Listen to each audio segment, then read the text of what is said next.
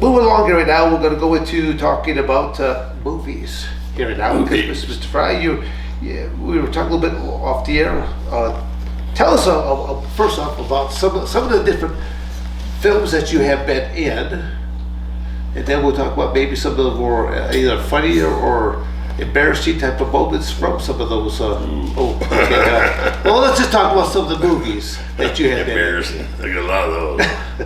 Hell, I was privileged enough to work for a great Michael Mann 3 times, 2 movies, which Miami Vice and Public Enemies, and then a commercial. I think the commercial was for I want to say AT&T, but I don't think it was AT&T. One of the phone companies, and hell, it's been so long ago. But one of the biggest embarrassing moment was Mr. James Caan. Please forgive me, sir. About, hell, I don't know, it was 12, 15 years ago, doing that movie Henry's Crime with James Caan and Keanu Reeves. And, we did our scene and we were all in the lunchroom, and, Heath Herring and I are just swooning all over James Caan. We saw you this, we saw you that, And then he was talking about John Wayne, when he made a movie with John Wayne, and then he said, here, take, he had an assistant, he says, give him my phone number, telling us to give me, his phone number. And he said, you call me. And my back was broken at the time when I didn't know it. All I knew was I was in a lot of pain. And you're still doing this movie? Yeah. You're in pain like that? Yeah. Hell, I'm still fighting. That's how dumb I am. I didn't even know I was broken when I was fighting. I'm doing pro wrestling too. And I think you just watched it because you already mentioned John Wayne. I think you might have just watched that movie too many times. Too many times. I mean, honestly, the thing about it, okay, you had a broken back, and yet you're still there shooting a film, and you didn't even know that you had a broken back at the time. No, because Douglas Crosby was the stunt coordinator. He's the guy who actually got me my SAG card. He got a few fighters their SAG cards. And, during the filming, my face was turning beet red. I was sweating, wasn't moving very well. And he called my then wife and said, Don's got a bad ticker. I think he's having a heart attack, blah, blah, blah. And so, a wife, they go off on the wild thing. And so we go to see my doctor, and he says, yeah, I gotta check out your heart. I said, there's nothing wrong with my heart. My back hurts. That's all there is. My back is just sore. It's been bothering me for a few months. Nothing's wrong with my heart. I'm fine. He says, let me hear. Oh, your heart's fine. I said, I told you. He says, lift up your shirt and bend over and wait a second, you can check my back. And he says, folks, God dang, that thing's stiff as a board. It's like, yeah, I told you my back's bothering me. So then he gave me some cortisone shots, and then took the x-rays and said, hey, guess what, your back's broken. And anyway, so James Caan, he says, give him my phone number, and it's just, and I was so goofed up, and I was like, this guy's never gonna answer the phone, when I call him. This is James Caan, I says, no, you take my phone number, yeah, I'll give you my phone, you call me, and I didn't know, it was like slapping him around, Yeah. I can understand from your perspective, because it's kind of like, I kind of like to always both. I always like to get their number, but I always try to put the ball at their court. If you really want something, you call me, right? Or you just be a nice shit right now. You know, Yeah, that's what I thought. You never know, so it's kind of like going. So I can understand how that could easily be almost misconstrued. That the fact is that you know, okay, you're paid, you know, your back is, you know, you got a broken back. I mean, honestly, by the time you did find out that you had your broken back, how long did it take you before you actually got any kind of real?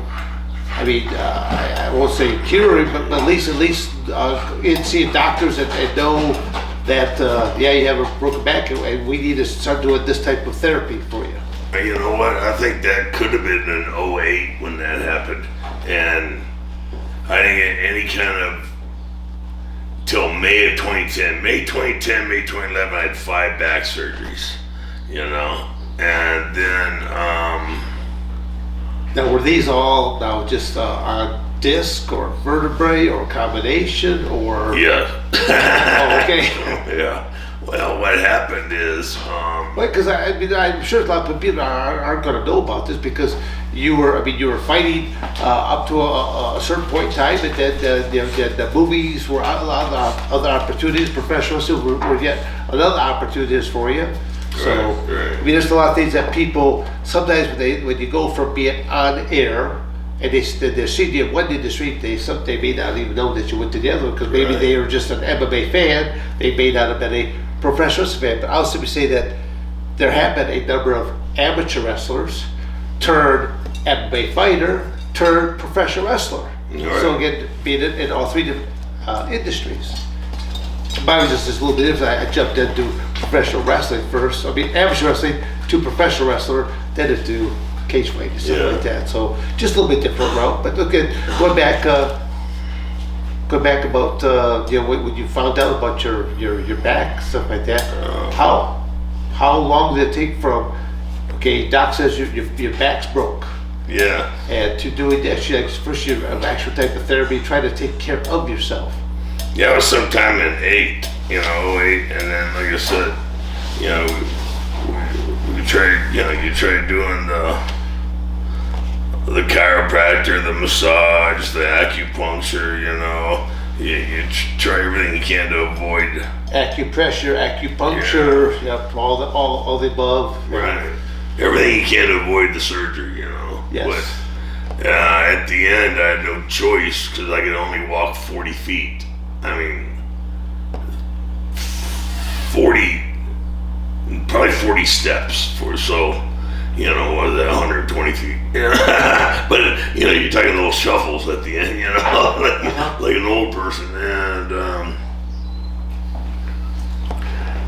hell, so we had the first surgery, and then came home, and the then wife wanted to save $75 by having me get up on the roof and hook up the cooler, you know. I thought maybe clean gutters or something like that. Yeah, so to save that $75 ended up costing me about $75 million, you know, but you know, I mean, did you fall or? no, just I ended up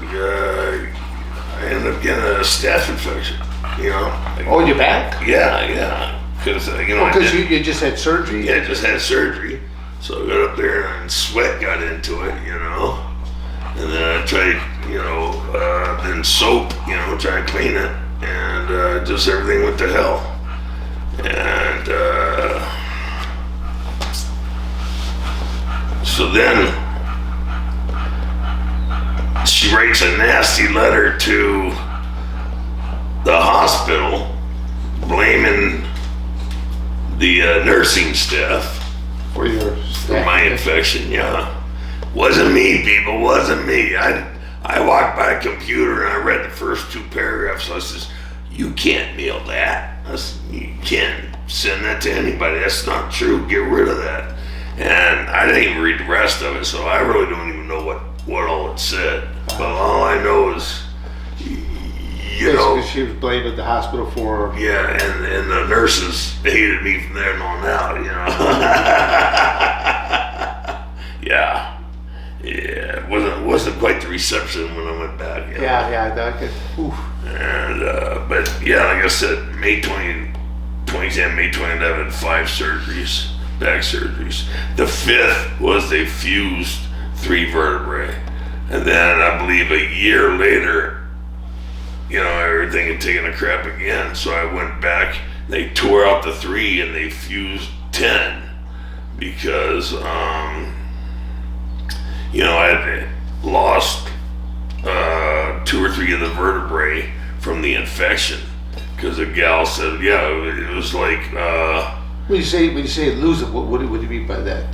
They had dissolved into, she said, into like melted jello, my vertebrae. Yeah, really? Yeah. So they had, so you gotta, so I lost those 3 vertebrae, and then so they got, whatever happens above and below, those ended up going bad, so that they tried, taking care of the ones above and below. So I ended up fusing 10, and so is it the rods that right now that actually helps keep things separated? And I'm just trying to think if you got these vertebrae in between there that have kind of like dissolved or something like that. It's kind of like going. Do you think that they'd want to crumble or come together, or Yeah. How tall were you before there, Mr. Several inches taller. Okay. And, oh shit. Then I had a tire blowout on the way home one time. And, From the hospital? No, coming back from LA. So a tire blew out on I-10, bounced me across the guardrail twice and pitched me into the median. And that really did a good job on your back. Yeah. Around well, I thought I was fine, apparently I was on a high, like a runner's high or something from the adrenaline rush, Really? And the fact that you just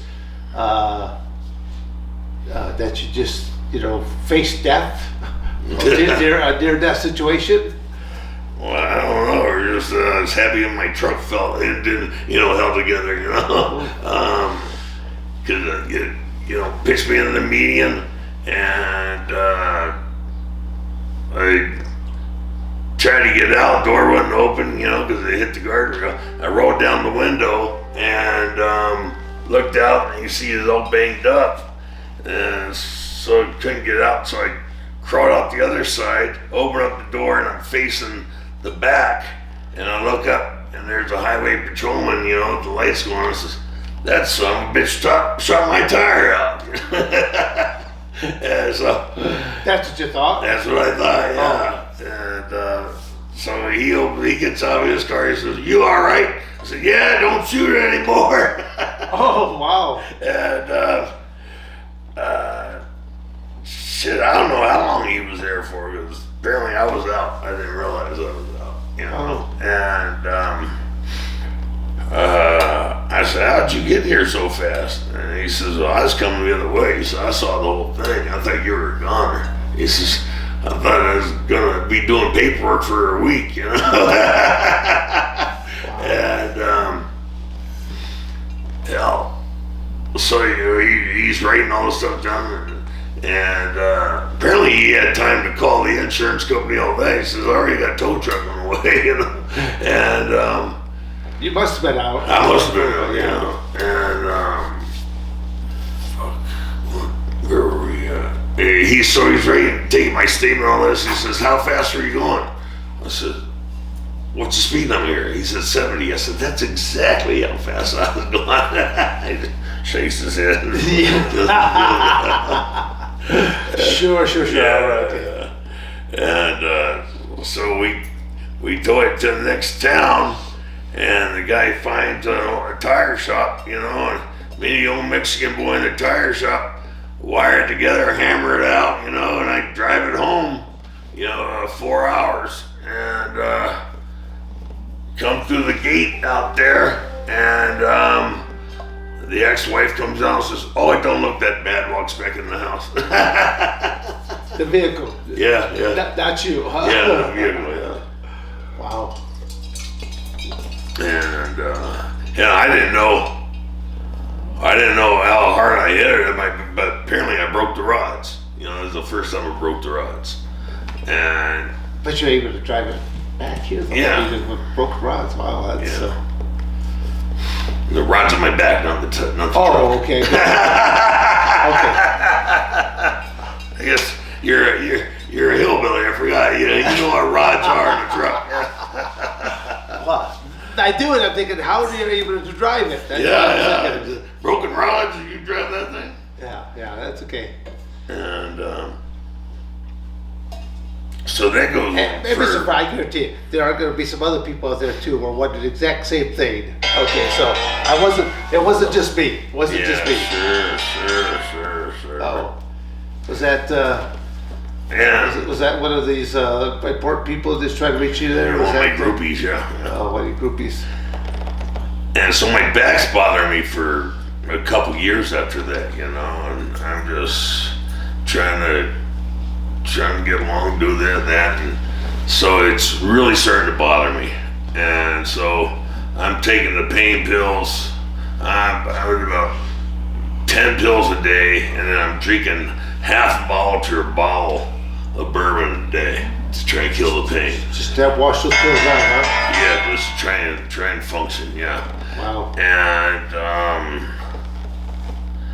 so I'm just being miserable. And Kenya Suda gets me an appointment with Goldstein, Dr. Goldstein at. If not to interrupt you, but if Biden calls you again, wants you to know what's your opinion again on something, then maybe you better, give him give him a few minutes, give him some real straight manly advice right Straighten now. the shit out. Yeah, exactly. Yeah. Okay. You're screwing up things at the bar. I think he's on painkillers right now. Yeah. Okay. So anyway, all right, get back. Getting back. Where the hell were we? Okay, you're talking about Kennesuda. Kenya Suda. So this goes on for a year or two, or no, it goes on for 2.5 years, and all this time with your back and the pain and. Yeah, my back's bothering me, and I'm drinking and popping pills to function, just to be able to get out of bed and function, throughout the day. And so he gets me an appointment at Cedar Sinai, Dr. Goldstein, and he takes the x-ray and he says, well, there's a problem there, dumbass, you broke the rods, The rods are just a wreck, You broke your back, you broke the rods. Yeah, I broke the rods, and this was like in June of 2016. And they can't do the surgery until September 2016. Yeah, so 6 more months, yeah. But at least I know what the problem is, Yeah. Because my wife at the time, was loving, caring in front of everybody when we were out there by ourselves. She's like, you're just not the man you used to be. You're not as tough as you used to be. You don't have the pain tolerance you used to have, You got a broken back. And, you got rods in your back. Right. But we didn't know they were broke because we couldn't figure out what was wrong because it just had that surgery, everything should have been good, And then the kicker was when she says, I don't think you can provide for the family anymore, And that's, yeah. And that's when I knew, shit was really bad. Okay, I don't know if you noticed that, but Quinn dropped her rope as soon as you said that. It just is kind of like what she knew, is like she just dropped her rope like that and she got sad, but. Oh, she's so sweet. So, they scheduled me, I think it was the 21st of September in 2016. And it's supposed to be, the surgery and then be in the hospital for about 4 or 5 days, then go home. So that's what happened, the surgery. It was a 10-hour surgery to pull the old rods, replace the new ones, and then 3 hours to clean up all the scar tissue that had built up, from the rods tearing up the inside of the back, And if memory serves me correctly, because I was speaking to you at some point in time, or right around that time there, that they came close to nicking your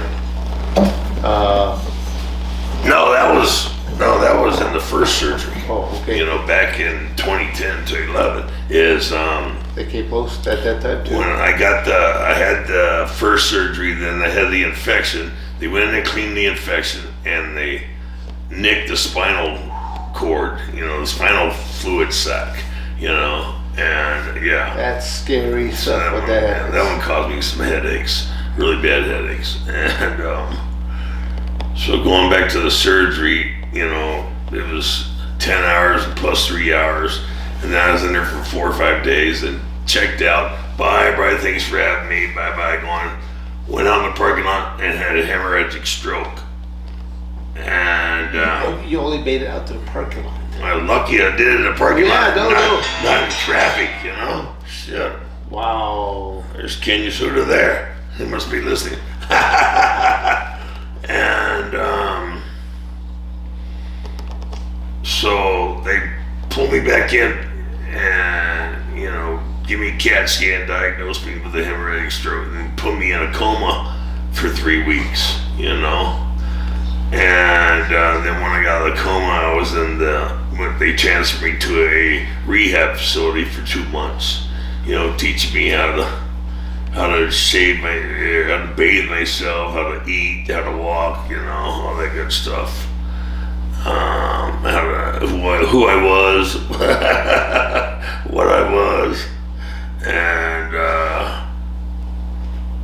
so I did that, and I was good for what year was that? It was 16 and 17, and then